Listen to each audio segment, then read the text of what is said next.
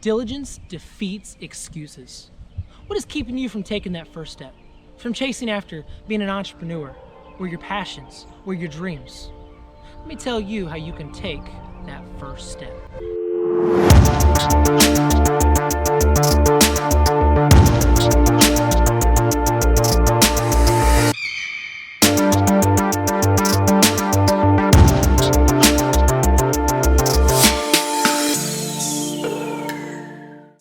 What is keeping you from taking that first step into becoming an entrepreneur? It's a lack of diligence. Diligence is a steady application in business of any kind. It's a constant effort, and it's an exertion of force, of mind, or of body. It is taking heed, focusing, paying attention, and taking care. And that is what's keeping you from taking that first step. Let me explain how, but first I want to tell you that the difference between working an hourly job or being your own boss, being an entrepreneur, making money your way, is when you work for somebody else, you're a hired servant. And when you work for yourself, you have that freedom. 80% of millionaires, so I've been told, 80% of millionaires are self-made millionaires. They're not trust fund babies, that they didn't get it from their mom and their pop, but they did it themselves. And how do they do it? By a lot of hard work, a lot of focus, a lot of knowing what they want, and they went after it. And you know, there was a lot of things holding me back from starting my first business. There was a lot of excuses that I made, and I think I made all of them. You know, I decided I had no money to start. I didn't know how to manage a business. I didn't know how to start one legally or anything else. I didn't have the experience that I thought that I needed. I didn't have the education that I thought that I needed. And you know what? My job, it had good hours. The pay, it was enough to pay my bills. And I looked at my job as well. They've got retirement. They have a 401k and a pension plan and all this. And the hours just work with our life, and there's no risk involved. But I realized that the risk is the fact that I would be doing what I hate for the rest of my life instead of chasing after what I want. I would be locked into that hourly rate compared to what could happen if I just put the work and effort into it. So what excuses are you making? When I decided to start my own business, I had some inspiration. It started with listening to podcasts and YouTube. I listened to NPR. The first thing that inspired me was how I built this from NPR. And as I listened, I heard these amazing stories of people that they're just everyday people. They're just average people. They didn't have a bunch of money in their pocket. They didn't have anything really going for them except for their tenacity to get it done. One of the first ones that I recall was the Cliff Bar with Gary Erickson. And they rode mountain bikes or they were biking and whatnot, and they were eating those power bars. And just one day he said, I can do better. And he got into the kitchen, I believe it was his grandma, and over time, they did do better. That's my favorite energy bar, is a Cliff Bar. And then there was serial entrepreneurs that they made one business after the other, after the other. There was Airbnb with Joe Jabaya, I think that's how to pronounce his name, or you had Warby Parker. There was a couple of guys, Warby Parker glasses. These guys were working out of, I think it was their apartment or something. They had all these boxes stacked up, no room to get around. They were their own customer service, sitting on the phones and in class trying to answer emails. And they accomplished it because they had the tenacity to get it done. They had an idea of, here was a need, let me fill it.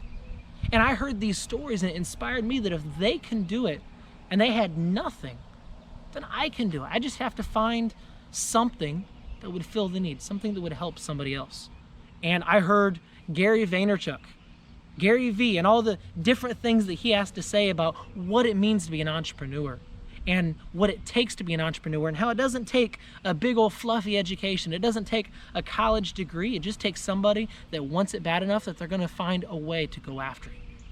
And then I also heard The Educated Climber. I listened to the podcast, The Educated Climber, and I've already seen August Hunnicke's videos, which are amazing. If you haven't seen, you should check out his YouTube channel, August Hunnecke.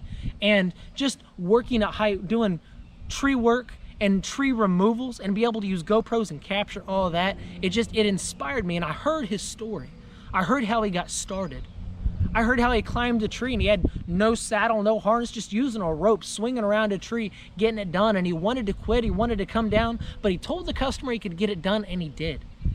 And maybe I'm butchering what his testimony was, but if I remember right, he did say that one regret in a business would be not starting it sooner. Hearing his story in general and his humble beginning inspired me. What can I do? So I started my own business, and I had the concept of, if I can do something that they can't do and I can provide value to help them, it's a win-win.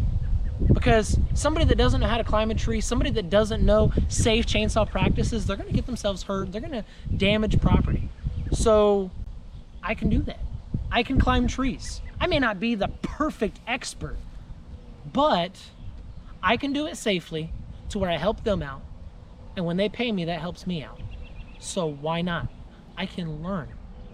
And Diligence was allowed me to pursue that because I can study on my own. We have so many resources. We have YouTube, we have podcasts, we have books, we have the internet, all these things, and we can learn. And we can learn from other people's mistakes, and we can learn how to get the proper equipment and how to use it. And we have all these resources at our fingertips, but yet we don't go forward because we're afraid. We don't go forward because of our excuses. And one of my greatest realizations is I didn't have to be an expert. I suffer from the imposter syndrome, that even in tree work, in arboriculture, it is a skilled trade and is one of the most dangerous. With that being said, all those guys that they've become a certified arborist and they know their stuff, I have high respect for them. And I feared that they would mock me for doing tree work on my own because I don't have nearly the experience that they have. But I realized that I can learn. That imposter syndrome is saying, oh, I'm not good enough, I don't know enough. Diligence says, but I can pay attention and I can grow, and if I fail, I will get back up and I will keep learning. That's diligence. Don't worry about the imposter syndrome. You're not an imposter if you're trying. If you can provide a value for somebody else and they can pay you for it, then you're not being an imposter. It's bartering. You're trading goods for services. That's what you're doing. Is that right? Yeah. You're trading goods for services. There's nothing imposter about it. Every industry grows, and even though the industry has come a long way and they've learned a lot of things along the way, that doesn't make you an imposter because you're at the beginning of the learning field. So what are the excuses you guys have? Another thing is a lack of money. That, oh, I can't buy all the gear. I can't buy all the stuff that I need to pursue what I'm trying to go after. Okay, start small. Bootstrap. Save up and get a small piece of equipment and then keep going from there. You know, I'm starting this YouTube channel because Amy Landino, somebody who I heard of from Gary Vee, and I listened to her podcast, Vlog Like a Boss. I listened to every episode. And I realized that no matter how stinky the camera is, that you can still vlog like a boss. It's not the equipment that makes the message. And even now, I'm using the microphone off of a GoPro Hero 8. I don't have a separate microphone. I haven't forked out the money for it yet. I don't have an expensive camera, but that's not stopping me from making this channel. This is Dad at his finest. She wants to mess with everything. Here we go. Number one, you don't have to have the best equipment. Just provide value the best that you can. And as you grow and as you make more money, then you get the better equipment. But bootstrap. Start from the ground up. Don't let that be an excuse for you. Another thing, a lack of education, a lack of experience. We already talked about. Don't compare yourselves to others. If you don't take that step, if you're not trying to progress forwards, then in 5 years, in 10 years, in 15 years, you were in the same spot that you were. You haven't gone any farther. You haven't learned any more. You haven't gotten any better, and you're still stuck in that dead-end job that you don't want to be in because you didn't take the first step to begin with. But when you take that first step and you're always growing and you're always learning, you're never where you were before. People fear failure. The only failure is when you give up. Every little failure, it is a learning experience. It's not really failure if you learn from it. It's not really failure if you got back up and you kept moving forward. True failure is not starting or quitting. Don't let experience keep you from doing what you want to do. Another excuse is I can't leave my job. And entrepreneurs, they don't take blind risks. It's an educated risk. It's a calculated risk. And when it comes to leaving your job, yeah, don't take a blind risk. Don't just up and quit your job and go, I'm going to do this full time and not have any clue what you're doing. Okay, start small. Start a side hustle like what I'm doing now with the tree work. I'm bootstrapping. Even now, I just got a bigger truck, but I still don't have a chipper yet, but I'm doing tree work. Why? Because I'm bootstrapping.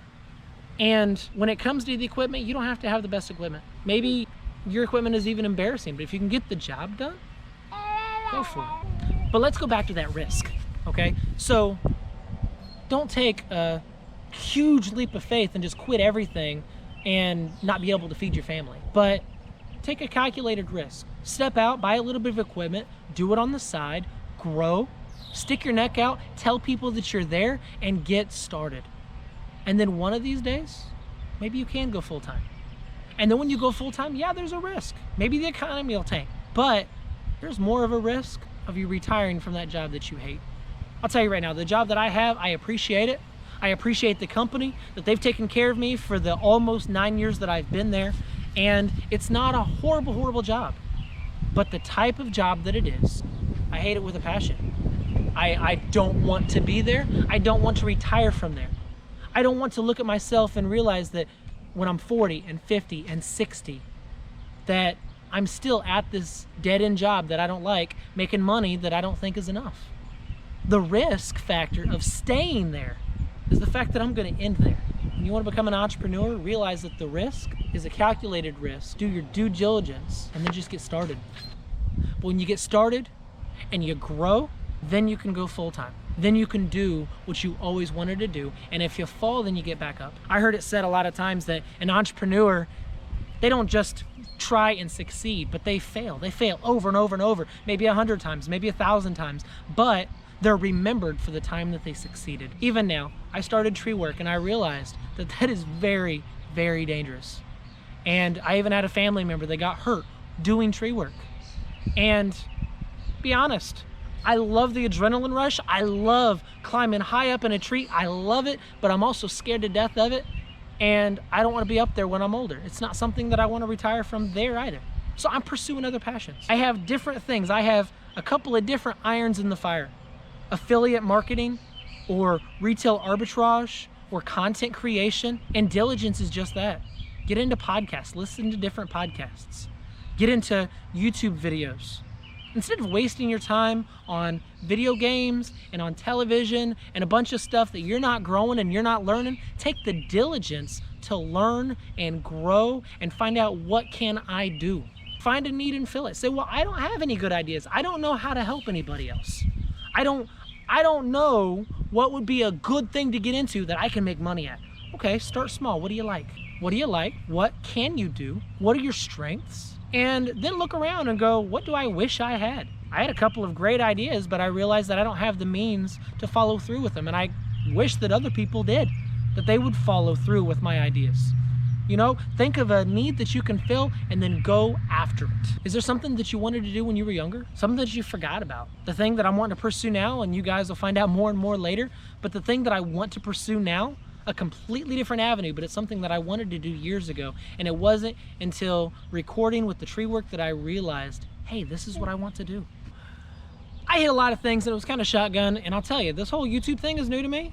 And everything that I'm telling you, I had it all typed out, but I can't just read a piece of paper. So it might have gotten a little jumbled. So here it is. Don't let anything stop you. Diligence. You know, the Bible says that the diligence will make you rich.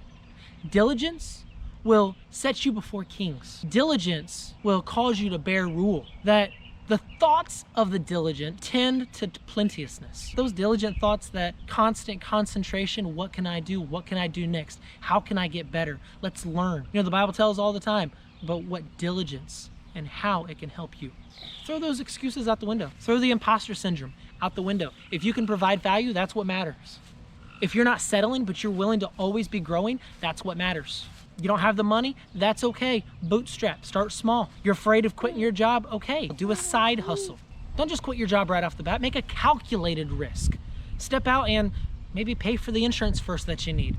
Buy the logo that you need. Start that YouTube channel regardless of what equipment that you have to record it. Throw out all those excuses, because honestly, there's more risk of doing what you don't like for the rest of your life than there is taking that leap and failing, getting back up and keep moving forward.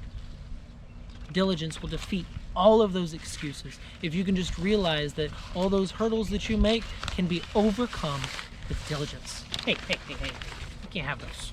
No, there goes my notes. All those excuses that you have, they can be overcome with diligence. Be diligent. Work smarter and harder. Have a good day.